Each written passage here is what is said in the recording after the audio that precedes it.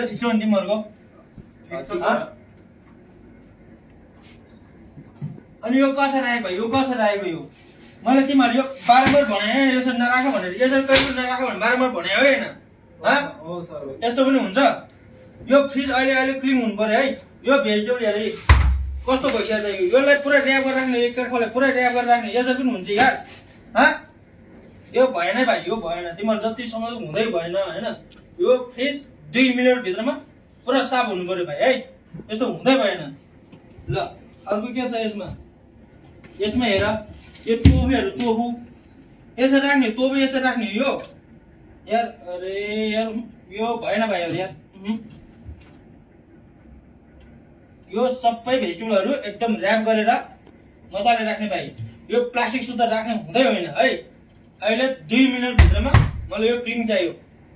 है ल